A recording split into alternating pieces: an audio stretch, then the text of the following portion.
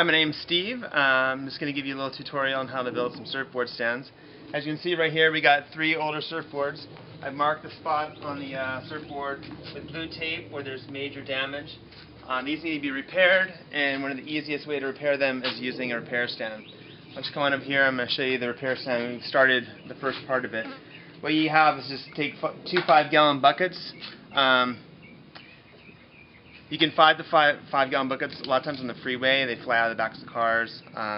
They're pretty easy. If you can't find one, just go to Home Depot and get one. The first thing I did is, as you can look close, I got cement inside of it. Each one takes a small bag of concrete. You could probably divide that into 2. And we have a 4x4 center post. And the center post is about 26 inches, but probably 2 feet would be sufficient enough. So 2 2-feet pieces. Again, mine's about 26 inches, this 4x4 piece. And what you can do is pour the concrete in there. You can mix it right in the bucket and then just put your post in. You want to make sure that the post is centered on the left and right side. I like to have the surfboard about up to the base of your sternum as a good rule of thumb. That way you can get a nice even eye on your repairs, and it's a nice working height to use power tools. Okay, so on either side of the 4x4 post, I have my uprights, and these ones, again, it's going to vary depending on your size. These are 2 feet high. So I got 4 pieces that are 2 feet high, and I just screwed them on here with 4 long screws. Make sure you want to have at least an inch of the screw going into the 4x4 post. The next thing we did is we have our horizontal pieces, and this is going to create stability. This is what the board's going to sit on.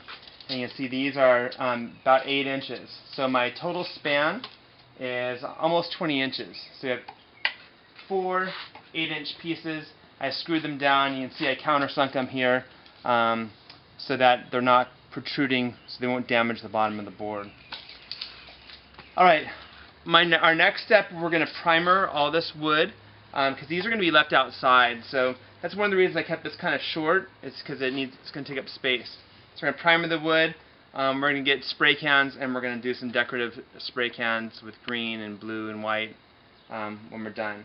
And then the last step is we're going to wrap these with a type of padding, and we're going to put a inner tube wrap around old inner tubes, and that's going to give it some grip so it won't fall off.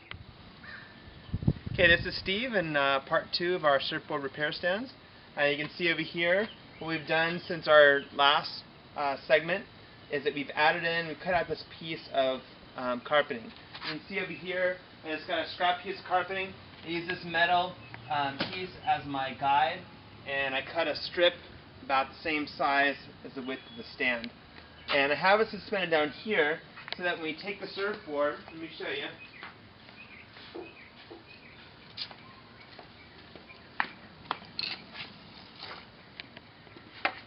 It sits nicely between it and gets suspended so that we can work on the rails, we can do the repairs here, and it's freestanding and the ends of it are not getting damaged. Next thing we've done is I've gotten this closed cell foam that you can use. It's commonly used for camping mats. I put this on top of the carpet, and that's going to be extra padding for the surfboards. And then we're going to take an old inner tube. I have an abundance of these, and I find the line, and we're going to go ahead and split this in half. So I cut it along the line all the way through. Doesn't have to be perfect. And I'm going to use this as a wrap to wrap the padding. And also the inner tube creates a nice grip for the board so it won't slide off the rack when you're sanding. So a lot of times you're putting a lot of pressure on the board. Alright, so you can see that we finished cutting the length of this, and now we're going to use it as a wrap. The first thing I'm going to wrap is this end piece here. Because I can't wrap it all the way around, I'm just going to use a staple gun. Come on over this side. And I'm going to create 2 anchor points for the wrap. Okay, I'm going to pull it tight around, making sure that the blue pad is centered.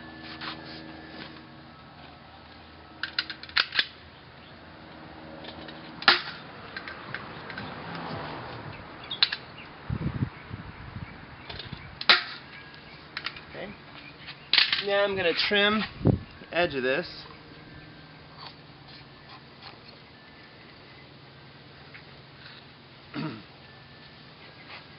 Next thing I'm going to do is going to wrap this whole thing. So you can pull it nice and tight. And as soon as I get that first layer in, it'll generally stay. Okay, once I have it the way I want, I have my assistant hold it in place. Hold that bow. And I have this 2-inch pipe tape. I'm going to use this as my anchor.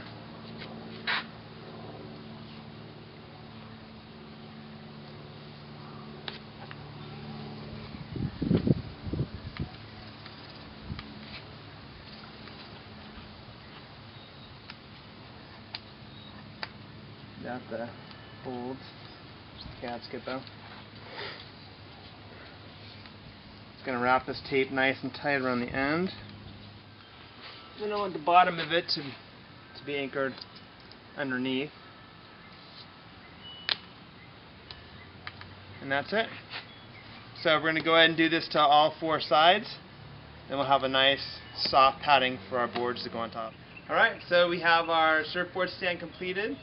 We can keep the board horizontal like this to do our sanding and our repairs. I'll probably lay a tarp down when I'm doing repairs because resin and fiberglass will drip on the concrete. You don't want that. And then if I need to do my rail repairs, I just change it like this. I have a nice working surface to work on my rails as well. This is Steve signing off with our expert repair stands. Happy surf repair.